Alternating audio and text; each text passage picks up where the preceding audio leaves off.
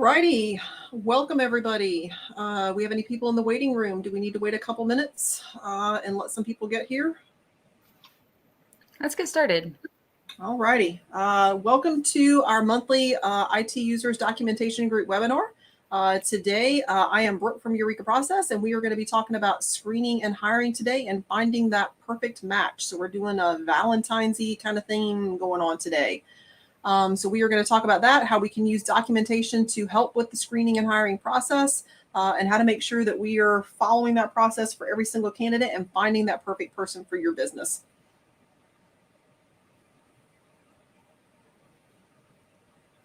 Again, my name is Brooke. I'm the Vice President of Eureka Process. I have been in IT since I got out of school back in '97. I've been in the MSP space since 2011. I have worked as a tech, a dispatcher, a project manager, account management, and VCIO, and everything in between. So we've got a lot of people that are going to be in the room today that have a lot of experience, and we hope we're going to be able to impart some of that upon you guys. We've also got Veronica in the room. She is our Chief Marketing Officer. Veronica, tell everybody a little bit about yourself.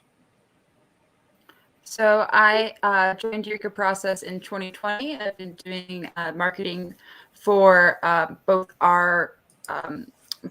internally and for our vScreening. And I've been a business owner myself since 2013. So I have a little bit of experience, quite a bit of experience hiring as well. We've also got Shri in the room. He is our community manager. Shri, do a little intro on yourself there. Hey everyone, my name is Shri. I am the community manager here at Eureka. I joined last year. I've bounced around a fair bit across more than a decade through different sectors, but I've been doing something revolving around marketing the whole time. And right now I take care of our Eureka community, which is a great website if you haven't checked it out, a great resource for processes and documentation related resources as well. And also the ITDUG community. All righty, so let's get this party started. We are going to be talking about our screening process today. It is really, truly about finding the perfect match. We are doing more than just hiring the right guy or the right girl anymore. You are entering into a long-term relationship, hopefully, with the perfect person for your team. In order to do that, we need to find the right match. And in order to find the right match, we've got to have a process. We've got to document that process so that we can be successful doing it and so that we can teach you how to repeat that success when you need to hire again. So we are going to talk all about the cool vScreening process today. Step one of this is advertising. Advertising, we have kind of three parts to advertising. We've got a marketing statement, we've got job descriptions, and we've got job ads. This is how we make ourselves stand out in the crowd, because as we all know right now, the job market is tight. There are more jobs than there are people, so we need to figure out what do we need to do to grab the attention of the people that we're looking for. There are a couple of basics that we need to do to make that happen. One of the things we also want to talk about in advertising is social media. The candidates are getting younger and younger. They are looking at your social media. They are looking at your Glassdoor. So we need to make sure that you don't have any company photos from 1998 as your homepage for LinkedIn or whatever. Nobody wants to see that. You guys need to make sure you have some up-to-date stuff. I have had candidates that have reached out to us in our vScreening process to say, hey, I found this about your client on Glassdoor. What can you tell me about this particular comment and what have they done to correct the issue? So if you think they're not looking at it, we need to think again. So we've got to make sure that we're taking care of all of the parts and pieces. Big first part is our marketing statement. This is where you are selling your business. Yes, you have got to sell yourself to these candidates. There are a lot of jobs out there and there are not a lot of people looking for them. This is sort of the swipe left, swipe right. What are we going to do to attract somebody's attention so that they want to swipe right and take a look at our job ad? Based on how the platforms are built now, you have about 3 sentences. That's it to grab somebody's attention. So starting out with, Hey, we're looking for an IT engineer for our company, blah, blah, blah. That's not super sexy or fun. Nobody wants to read that. We need to put something in there that's going to make this really cool engineer guy or girl take a look at your ad, want to click on it, go into it, and see what's cool about your company and what is this job all about. So we said that this was kind of like swiping left or right on Tinder, right? It's just quickly seeing. That is what the candidates. That's what the candidates are doing. Is they're looking at hundreds of job ads per day, and they're literally just rolling through them, just like Tinder, swipe left, swipe left. So what is it that we need to do to grab their attention? And again, it's a very small snippet. It's how all of the platforms are built out. It has the title of your job, and then it's got a little highlight of it. And it's on average about 3 sentences. So you need to write something kind of clever there. You've got to grab somebody's attention. Does it maybe need to be a little hokey sometimes? Maybe. What do you need to do to get this person to stop? They're looking at hundreds of ads. How do I get them to stop, look at mine, and want to read it and see what's cool about us, and that this might be a great place for them to work? Yeah, I think I agree. The attention span is a few seconds at the most. That's it. Agreed. Okie doke. So next piece is the job descriptions. We've got a couple different parts and pieces of that that you need to have to write your job description. We've got context, we've got experience, and we've got skills. So context is sort of your first main paragraph. It needs to be in very plain language. What does your company do? What is it that you're looking for? What is the general idea of what this person is going to be doing on a day-to-day basis? Experience, what kind of work experience do we need this person to have? If you're asking for somebody who's kind of in between in our MSP space, a tier 1 and a tier 2 guy, can you really ask for 9 years of experience? Because that's not what a tier 2 is. So really think about when you're asking for the experience, be realistic about what it is that you need. Also, you could imagine having somebody already been in this position for a year, kind of, what is it that person is doing on a day-to-day basis? And then maybe take that piece of the experience of that person's role and use that to help you with your experience piece. The last piece are the skills. Or is there any specific tech that they have to know? I've been in several dust-ups on Reddit about this. There are some businesses that I work with, and you do have to know a particular piece of software to be able to work there. It is just out of the gate. You got to know it. They don't want to teach it. You got to have it. Okay, if that's the case, make sure we're putting that on the skills piece. Firewalls is a great example. Okay, maybe you're a Sophos shop. Do they have to have Sophos experience, or can they have a bunch of SonicWall and Cisco and WatchGuard and a ton of networking experience on the back end, and they just need to learn the front end of Sophos on the UI? So try to think about the things where you have some give and take, because we want to make sure that we have sort of a general listing of the things that it is that this person needs to do. Next piece is the must-haves versus the nice-to-haves. Again, this goes back to the skills. You want to make sure that the things that you have got to have for this person to be able to come in and be successful and do the job and be able to be productive and be able to provide value to you and your clients. What is it that we've absolutely got to have? And what are some of the things that are just like, it'd be cool if this person could do this? Do we have to have every single box checked? This is one of the things that I really help clients that I work with on, is that I ask for their job description. They'll send it to me, and it is 3 pages long. Nobody is reading a 3-page long job description. And the bulk of it is usually this very descriptive: remote into AD, have to be able to do this. We don't need to be that specific at all. We can just talk about servers and have some general, ideas on there of what this person needs to be able to do. So really, you got to scooch that down. Also, numerous studies, psychological and HR studies that have been done have shown that candidates, especially minority candidates, will not apply to a job if they don't have all the boxes checked. Again, this is another discussion I've had in a lot of different places. People like to disagree, but studies done by people a lot smarter than me have said that this is how it works. People don't want to apply for a job if they feel they don't check all of the boxes. And we want to make sure that we are able to throw that net out as wide as possible to get as many candidates as we can into our pipeline, so that we have the ability to choose. So the smaller the net is, the less you're going to have to pick from. Very similar to we're making sort of that dating analogy. You want to throw a wide net. We want to get a lot of people in, so we have the ability to choose. Veronica? Well, I was going to bring it back to our whole Valentine's analogy of looking for Mr. Right. You're not, if you are looking for all of these criteria, you're never going to find the perfect person. But you're still going to find a match if you widen the net a little bit, as you said. Widen the net a little bit. Also, we were a couple slides up, I forgot to mention, is when you're doing your job description, if you have core values, let's put those on there. I do include those on all my job descriptions because that's the thing that I really want to find the most for somebody and that we need to find to work at our business is somebody that matches our core values. So if they've got all the core values checked once we get to the end of the road on this thing and they're not really great in O365, okay, we can teach them O365, fine. If that's the one thing they're missing, that's not going to be a deal breaker for me. Because no matter what anybody says, IT is not rocket science. All of it can be taught. That's how we all learned. You either took classes, you learned from somebody, you shadowed or whatever. So nothing we do is just like some magic behind the curtain kind of thing going on. We can teach something if we need to, but let's make sure those important things are really there. The core values, maybe they need to have a really solid foundation in networking, firewall not specific. So let's make sure we're really honing in on that. And the extras are just going to be extras. All right, so here's where the fun comes in. We've got to sort through all these people that we cast this wide net for. So similar to the dating pool, we've got a ton of people. So we got some resumes that are going to come in. If we cast it wide enough, we're going to get hundreds of resumes.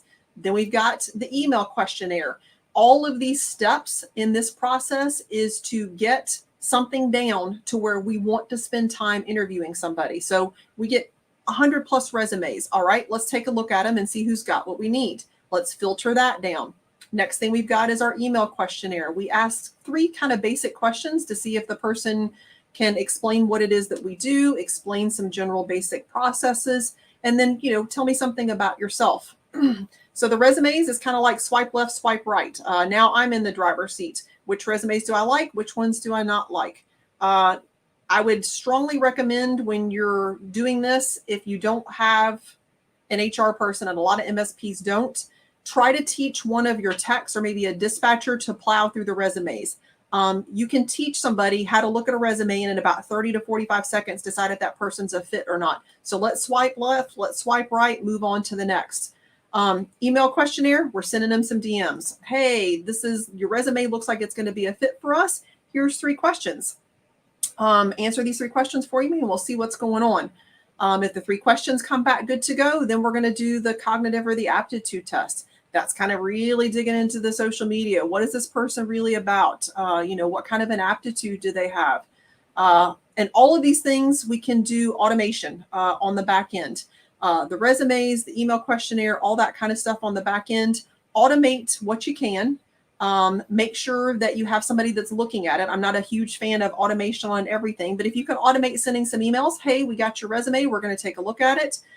We can automate sending some email questionnaires. Try to do that where you can. These pieces right here, again, we've got to make sure that we're documenting the process. So even if you're not doing all of these things currently, the first step for this is you just got to write it down. Whether it's on paper, whether it's in a Word document, whether you've got some fancy documentation platform, whatever you're using now, if you're the only person in the building that knows it, we need to write it down so that the process can be repeated.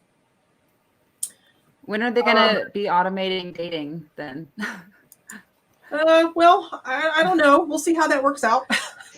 Automating dating, maybe we can do that. Maybe we can offer a V dating service. We'll narrow people down. Tell me what it is you're looking for. We'll see we can find. See if we can narrow it down in a better fashion. All right, aptitude assessments. This is a huge topic for discussion in every HR platform that I've ever been on, and I haven't been on a ton, to do these or to not to do these.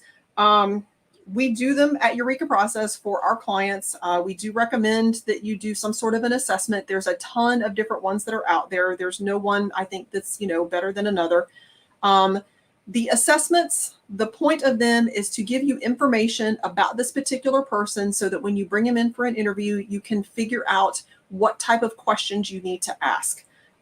These are generally not a make or break, and you want to use the same test for every single candidate that you have. It needs to be documented. extremely well. You also need to check with your local laws because some states do not allow for cognitive assessments to determine if somebody's going to come in for an interview. You can do one after hiring in certain states, but some states don't allow it. So make sure you check for that before you head down this path. This piece right here is critical to make sure that you have it documented. Again, we use one internally here for our vScreening service that we offer to our clients. It is documented, so anybody that goes to look at our process or ask me for it, I can say, this is the test we use. Everybody gets the exact same test. This is what needs to happen after they take the test. And then this is what drives our questions after. So if something comes back and it looks like they're, they have some, they're a little more on the tense side, showing up on this particular test that comes back, I might ask some questions about, hey, tell me a time when, you made a mistake at work. What happened? What happened with the mistake? How did you realize you had made the mistake? What did you do after you made the mistake? And then how did you try to prevent yourself from making that mistake again? So I try to find things that are in the test and then try to tailor my questions to that particular thing that's kind of showing me something funky on the cognitive assessment. Okie doke. So after we've done all of these things, so the resume comes in, resume looks good. I send them the 3 questions. They respond to my 3 questions. They responded to my DMs. I'm still sort of like, maybe I really like this person. So now they've taken my cognitive assessment and I'm thinking we might be ready to have a phone date here. So this is the next part. We do Zoom interviews here at Eureka Process. So before we get ready to do this, our first phone date, we need to get your questions together. Again, this is another really critical piece. It has to be documented. The same questions have to be asked to every single person. Now, we're going to tweak it a little bit with those questions asking about a stressful situation, maybe sometimes a job change or whatever. But technical questions, you got to ask the same to every single person. If you're going to ask them about, tell me about a manager that you liked or didn't like, everybody has to get the same questions. We want to make sure we have these questions documented so whoever ends up doing the phone date is able to ask the same questions. I will also say, nobody wants to sit in an interview and have you just reading bullet points of questions. Try to be really conversational. In general, IT and tech people, they kind of have a hard time getting into the conversation piece. They want to talk tech. So let them go with that in the beginning. Just say, hey, tell me about this, the last role that you were at. If it's students, I love to ask them about their projects. You have to interview them a little bit differently because they don't have the experience that some of the other people are bringing to the table. But find out what project they did for their senior project. They've all done one. Ask them questions. What was your part on the team? What was some cool stuff that you did? Try to get them open up and start having a conversation with you, because that's how you're going to find out who this person is. Because again, we're looking for a relationship. We're not trying to put a butt in a seat. I'm trying to find a really good match for, our company so that this person wants to stay here long term. So I need to have a conversation with this person versus going down a checklist. So again, have the questions documented, have them written down. You can print them out on the computer, whatever. I bounce around all over the place. Shri and Veronica can attest to that. My interviews that I record, sometimes I start up here, sometimes, and they're everywhere. But you really will be able to get the best out of the person you're interviewing if you can put them at ease. Let them ask a lot of different questions. Don't be afraid to answer questions. You really need to be transparent, open, and honest in your interview. If they ask questions about your company, I've had some questions about some of the Glassdoor things before. You just need to own it. There is no sense in trying to sugarcoat it or sweep it under the rug, because you're doing yourself and this person a disservice. You want to be open and upfront about the process. We've got a question. Does anyone ever have issues connecting to Zoom as a candidate? I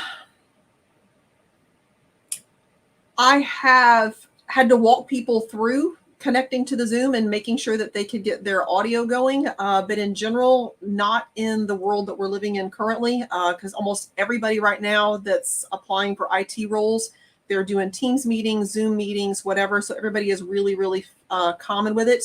But when we send out the request for the Zoom interview, I do give them some directions in there, and they're able to test it prior to. That's a setup that you can do in your Zoom on the back end, but it allows them to test and make sure they can connect to the meeting ahead of time and test their audio and video. But I do give them directions as well. So good question on that one. Again, this is something that you mentioned, Brooke, was that you like to jump around on the questions. And I think that really helps just keep the conversation flowing. And I think it's a skill that you have, but it's something worth noting of practicing is trying to put the other person at ease, or put the candidate at ease, so that they're going to be more open and honest with you. And then on the other, on the flip side, being open and honest yourself. I think they're interviewing you just as much as you're interviewing them. It is. And I tell people when we do these webinars, sometimes I enjoy doing the interviews because it's a chance to talk tech with people. And people are like, oh, I hate doing the interviews. Why? You have so many different people that you're going to be able to talk to in these interviews. They've done things I've never even thought about doing. They're from all over the United States. And I get to ask all kinds of cool questions. Man, that place looks really neat. What did you do there? Sometimes people are kind of hesitant to talk about things. And one of my questions that I ask is, tell me about a time that you made a mistake. And what did you do? And sometimes, people don't want to admit that in an interview. And I'm not saying, you've got to just dump, your family secrets out there. But I tell them about a time I made a massive mistake when I was working in an MSP. And Alan, who owns Eureka Process, I worked for him then. He was my manager, and it was a boneheaded move. And I made the mistake and I could not undo it. So I had to take the walk of shame and I had to go tell him what I had done. And I was like, and yeah, it was not good, but I had to own it. It is what it is. I learned from the mistake, and I tell the candidate, this is what I did. It's because they're like, oh, I can't think of anything. I said, I've got one that's great. I took down an entire city one time by myself. So I tell that story, and I was like, this is what happened. And they're like, oh, that is pretty bad. I'm like, exactly. So tell me what you've done, because it can't be that bad. But, I don't have a problem opening up like that. And that's something that you need to be able to do with candidates. And I'm not saying, you need to, like I said, dump the secrets of your business or whatever, but, be willing to share some vulnerability, because you're going to want something from the other person. What are some things that you feel like you can really improve upon? Because nobody's perfect, and see what they tell you and see what you're figuring out from this person. And it's just having that conversation and learning about all of the cool things that this person has done, what gets them excited. That also helps me figure out if they're going to be a good fit. If they hate help desk work and this is a help desk job, it's not going to be a good fit for everybody, but you've got to ask the questions. And like I said, get that line of communication opened up. Okie doke. Here's the big one. ITDUG, documentation user group. Whole thing, document the process. You have got to write this down.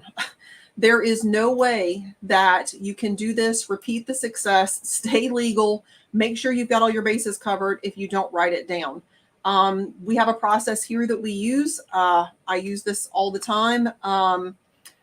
If I get hit by a FedEx truck tomorrow, somebody needs to be able to do my interviews. Somebody has to do those. Somebody needs to know how to use my software, how to do the interviews, where is the Zoom at, where are my questions, all of those kind of things. So everything that I do is documented. If I change something, I go update my SOPs and my documentation. If I use a different tool, if I change a question that I'm interviewing, I'm like, this question is just not working anymore. It's like outdated and it's whatever.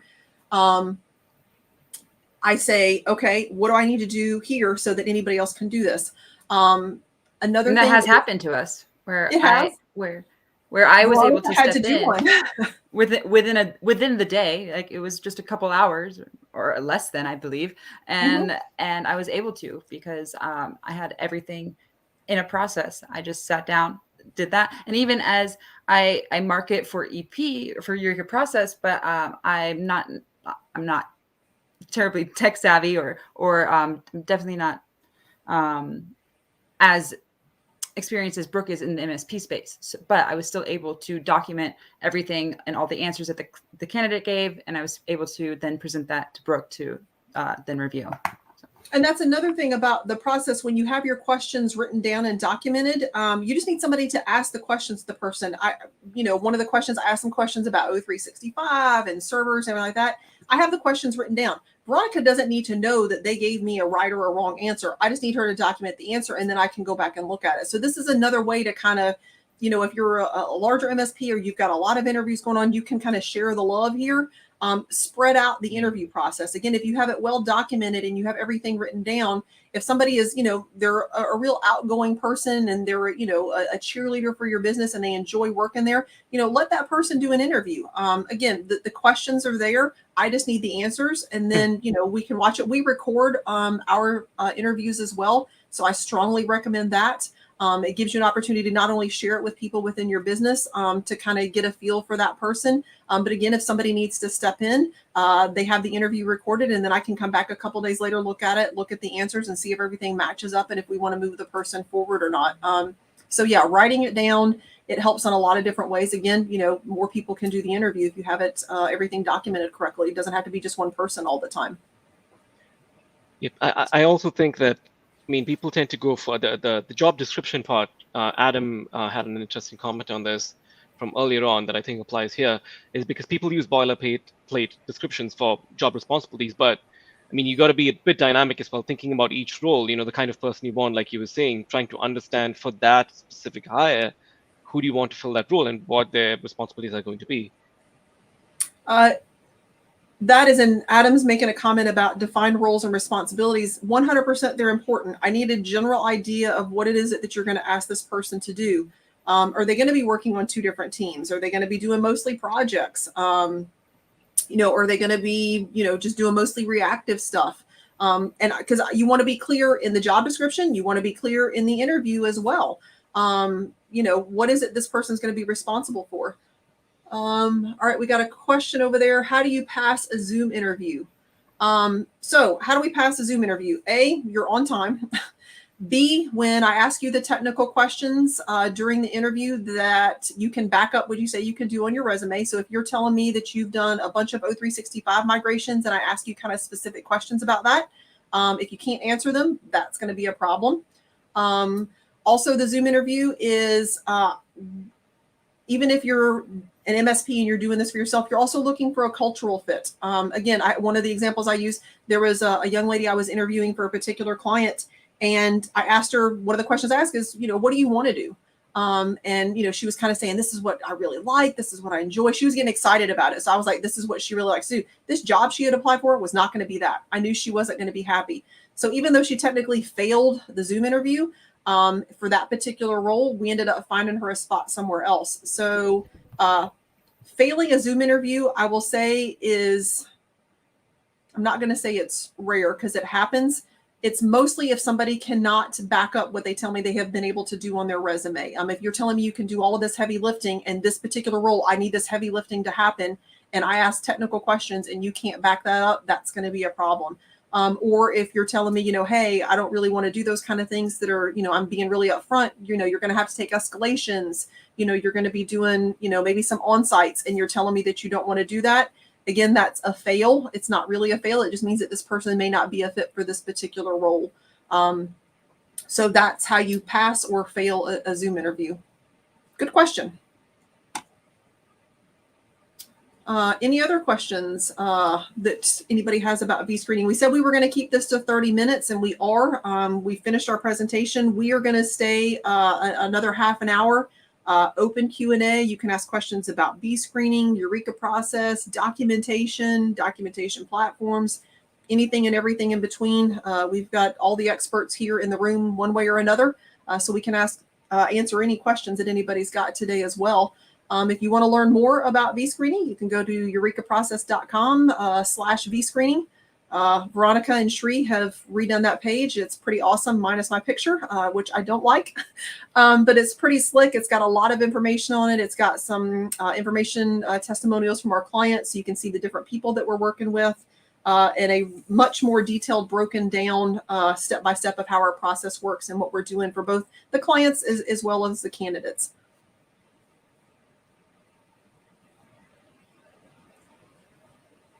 All right. Any questions? I'll take a moment to plug my baby, ITDUG, my adopted baby. This is streaming in ITDUG as well. So if you're watching through ITDUG, thank you for being a part of the community. For those who are not aware of it, it's the IT Documentation Users Group, ITDUG for short. It's a great resource. We are close to 4,000 members right now. And it's people from different verticals, all sorts of backgrounds, but who either purely focus on IT documentation as part of their job, or it just forms one of the functions that they perform. And it really is a crowdsourced way to find out answers to questions that you might not get answered elsewhere. So people share thoughts about the tools that they use, some new piece of software that's on the market, or best practices, or questions about how to get something specific done. And it's a big enough group that there's someone out there who knows the answer to that, and at the very least you'll get some guidance on which way to head. So please do share the word, tell people about it, join in, and make it better. All right. Do we have any questions on any of the various platforms that we are on? If not, we can go ahead and wrap up unless somebody sees something that I don't see. Well, I had a question about what kind of questions are the candidates asking you? I get a lot of questions about company culture. I'm specifically in the MSP space, so a lot of the questions that people ask me, these are candidates that know what the MSP environment is like.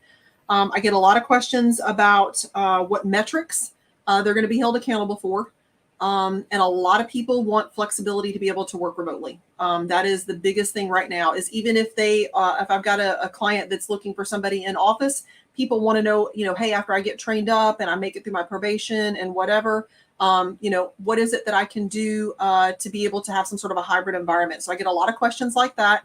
I get a ton of questions about tech, which is why I do a very extensive interview in the beginning with the owner or whoever my point of contact is, because I want to be able to speak like I work at this company. I want to be able to tell them what kind of firewalls they have, how many clients, endpoints, RMM tools, what PSA are they using, how many employees do you have? How are they broken up? You got teams, service managers, all that kind of stuff. So they ask very specific technical questions that, I want to be able to answer. I would say like this much is HR stuff, which I post on my job descriptions. Another thing that I post since we've gone through the whole presentation here is I post pay.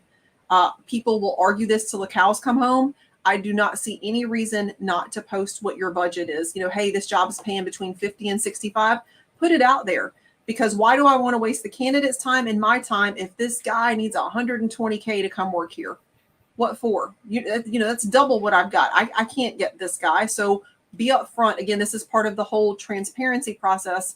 And we try to be really transparent in our vScreening process from the very beginning. When they put in a resume, we send them an email and tell them, hey, thanks for the resume. This is who we are. We are looking for our clients.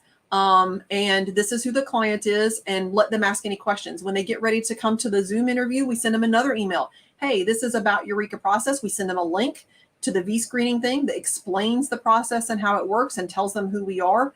So that, like I said, we're very transparent, and then we're not recruiters, and, I'm not some whatever. You can learn about us and all that up front.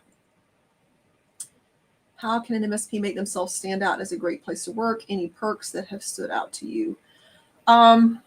This is part of when I interview the owners or the point of contact, is you kind of have to pull that out, because most of the people that I deal with, they're IT people. They started this business. They don't think of themselves as being cool, but everybody's got something. One of the clients that I work with, it's sort of an unwritten policy. If you're late for work, it's okay to be late from time to time, but if you're going to be late, you got to bring donuts for breakfast. That's just kind of the rule. So if you're going to be late, at least bring us something to eat, because we're hungry. One of my clients, they got some amazing things for Christmas. Everybody got brand new monitors. They got YubiKeys. Everybody got new laptops. So it can be as cool end of year Christmas bonus type things. Trying to think of something else.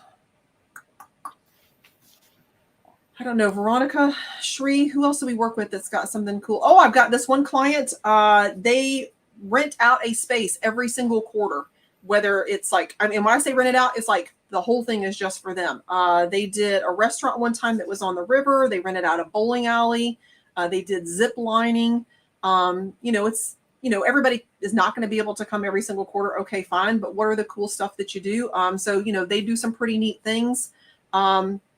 I've got another client that's building a new space, and the employees there, they wanted something so during the day at work, they could go relax, chill, whatever. So this new space has a full kitchen. It also has a gym and a sauna and a workout room. And that's employees asked for it, so that's what they're doing. So it's pretty cool. And they bought them new cars for company use to ride around in. They said the other ones were junky, so they got the really nice Mercedes. I mean, it's a nice car.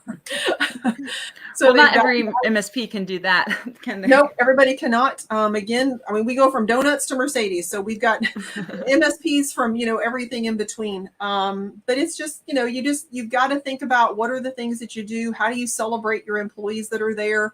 What are the things that you do to recognize the people that are there?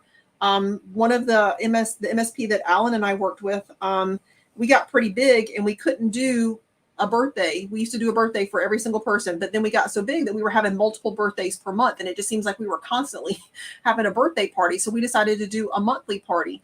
And for the cool factor is the two gentlemen that owned the company, they were brothers. They had a bake-off. So every month, one of the brothers alternated and they baked the birthday cake for the birthday month. So, you know, like I said, it doesn't have to be the Mercedes. But, you know, they baked a cake and that's something that's cool. And I would definitely highlight that when I'm trying to go find employees, something different. Good question. And Adam. if you're not remote, then saying something about the location too. That too. And then if you have, we have some clients that have hybrid staff, like they have some people that are in office and then they have remote staff as well.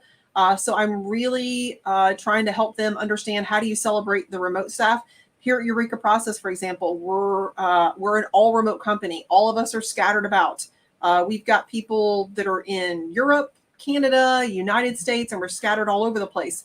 But when we have a birthday, we do a pizza party. So everybody, you know, gets a pizza delivered to their house. And I mean, you know, where Veronica's at, maybe they're going to have to ski it in at this point, but still everybody gets the pizza. So, you know, you've got to kind of think outside the box a little bit. You got to be a little creative, and it might be a little more legwork sometimes, but your employees really appreciate it. And those are the types of things that you want to share with potential employees. Hey, this is the way we really try to make things, you know, special for our people that work here. Whether it's delivering pizzas, bringing donuts, you know, making sure that the guys have somewhere to work out, or, you know, buying sandwiches for everybody once a month when we do our staff meetings or whatever. Just think about what you're doing and how you enjoy the people that you work with now, and how can we share that with others.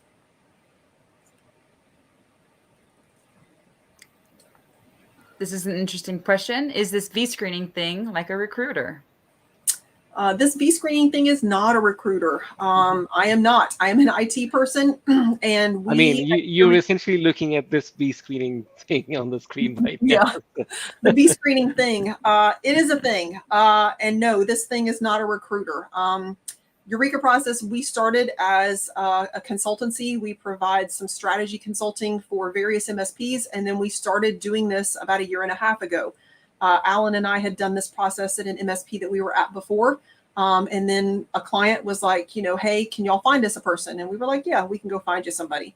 And then, you know, it went from, hey, can you find us a person to, you know, now, hey, can you find me 30 people? But we are not recruiters. What we do is screen. So I, you know, help write all this stuff. We get the jobs posted. We use an applicant tracking system. That is something we moved to about a little more than a year ago. Alan may have to help me on that one. I can't remember how long it's been. It's definitely been a year plus. And this applicant tracking system gives me a whole bunch of access to a whole lot of resources that then blanket the job market with the jobs that I am trying to fill. So I don't recruit. I don't go reach out to people on LinkedIn. I'm not messaging people on Facebook or whatever.